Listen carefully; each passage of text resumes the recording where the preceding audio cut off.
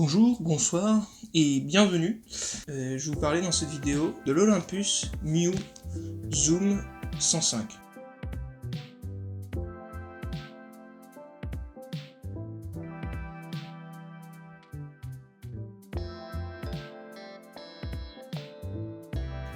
C'est un chouette petit appareil parce que je l'utilise assez régulièrement. Je l'ai toujours dans mon sac à dos photo, aux côtés d'un X-T2 et d'un Nikon FE, donc tous deux des appareils à objectif interchangeable.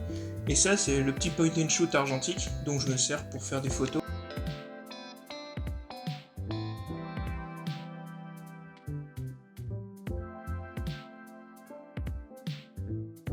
Donc en termes de prise en main, c'est un appareil photo très classique, c'est tout petit, donc ça s'ouvre vraiment avec une petite porte comme ça.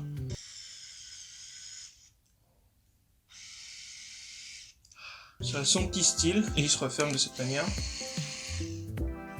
Voilà, il est vraiment tout simple. Il a un petit côté quand même assez épuré, un petit côté savonnette sans trop de fioritures.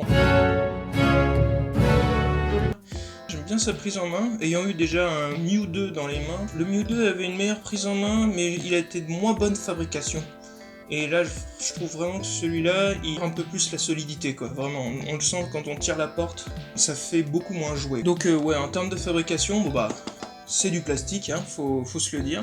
Mais on voit déjà quelques traces de rayures d'utilisation, ce qui est normal pour un appareil qui a littéralement mon âge. Hein. Il a été conçu en 98.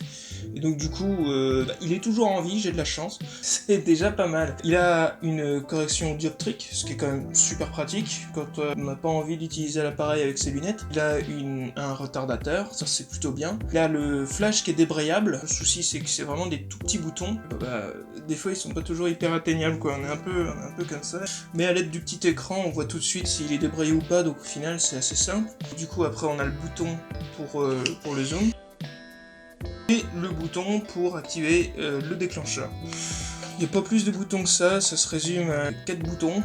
Et vraiment c'est aussi pour ça que je le prends, c'est vraiment pour pas s'embêter à se soucier et tout de réglage. C'est vraiment un clac, on voit quelque chose, on shoot, on a fini.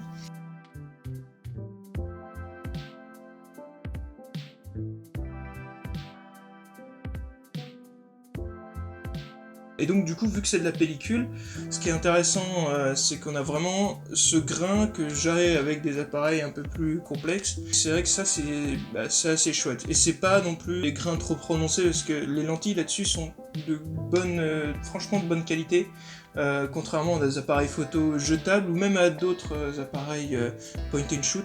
Là vraiment celui-là, même en tant que zoom, il est quand même relativement bon. Au zoom au max à l'infini, il est pas bon. Par contre, tout ce qui va se trouver entre 38 et 80, 90, ça va. Aller jusqu'à 105, c'est vraiment inutile parce que la qualité sera pas bonne.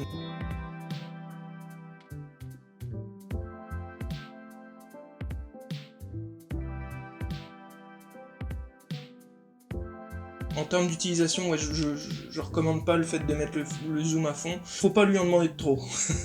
Ce qui est normal, hein. C'est un appareil photo littéralement de grand-mère. J'ai constaté qu'il y a des débuts de bokeh avec, qui sont plutôt bien quand on fait des portraits, quand on fait des photos un peu de près de quelque chose, c'est pas mal. Après, la mise au point minimale, elle est de 80 cm, ce qui fait que si on veut faire un peu de macro, des petits insectes ou quoi, non, ça va pas, il faut pas, on peut pas faire. Tout ce qui va être les noirs et blancs rentre bien aussi. On va pas dire que les optiques sont plutôt conçues pour du noir et blanc ou de la couleur, parce que je crois que ce serait une bêtise que de dire ça, mais je préfère le rendu couleur que du rendu noir et blanc. J'ai mis une FP4 dedans, les photos sont bien, y a pas de souci, mais une FP4 c'est un peu bas, c'est 125 ISO, c'est pas suffisant, et c'est des appareils photo qui sont plutôt conçus pour du minimum 200, 400.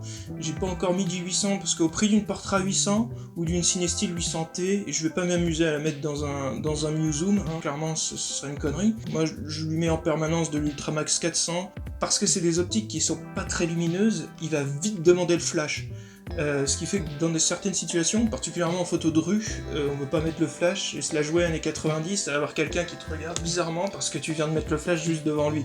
Ce qui fait que 400 ISO, ça peut nous aider à éviter de mettre le flash. On pourra jamais demander à ce que la marque nous fasse un mode pour que ça change, ou un plugin. Le souci c'est que on n'a pas un mode pour garder le flash débrayé quand on l'allume.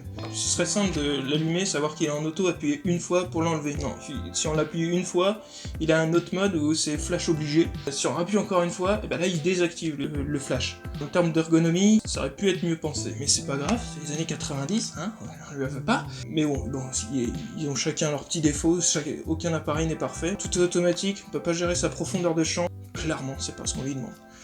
Donc voilà, moi je vous conseille ce petit appareil pour s'amuser, pour l'avoir dans le sac à dos, le prendre, le sortir en voyage, quand il pleut, parce que ça pour le coup on n'a pas trop peur de le sortir quand il pleut, ils sont water resistant.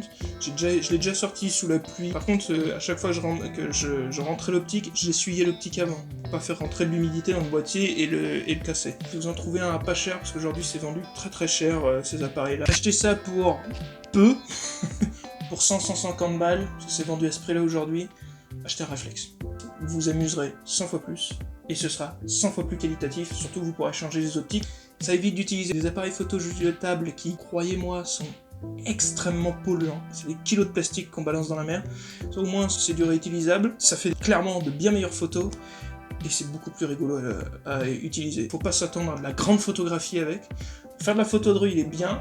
Pour finir, en conclusion, c'est un chouette appareil. Je vous conseille ça. Pour vous amuser, pour ceux qui veulent peut-être débuter l'argentique sans se prendre la tête. Il a son petit style. Voilà tout. Bon à très bientôt dans de nouvelles vidéos.